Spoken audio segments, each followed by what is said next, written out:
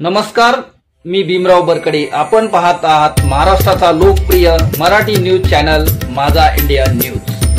पिंपरी चिंचवड महानगरपालिकेच्या वतीने कुदळवाडी चिखली परिसरातील नदी लगतच्या 25 बांधकामावरती कारवाई करण्यात आली।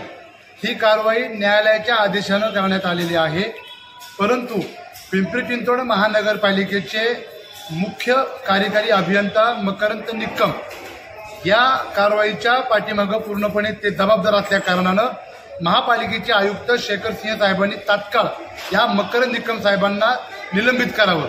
कारण यांनी जर समजा शहरावरती जर कंट्रोल ठेवला असतं, अनाधिकृत बांधकामासाठी रोख जर लावला असता, एवढी मोठी कारवाई करण्याची गरज महापालिकेला भासली नसती। याच्यामध्ये सर्वसामान्य जनता असेल, नागरिक असेल, यांचं लाखो रुपयाचं नुकसान झालेलं आहे।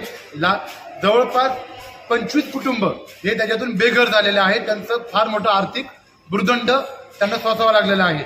महापालिकेचेच काही अधिकारी त्या ठिकाणी पैसे घेऊन अनाधिकृत बांधकाम करायला लावत असल्याचं चित्र या कारवाईमध्ये आपल्याला दिसून आलेलं आहे।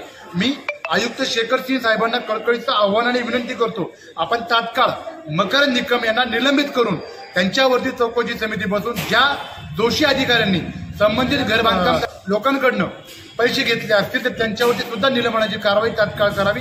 अन्यथा आम्हाला जनतेला सोबत घेऊन शिवशाही व्यापारी संघ या राज्यव्यापी संघटनेच्या माध्यमातून न्यायालयामध्ये दाद मागावा लागेल।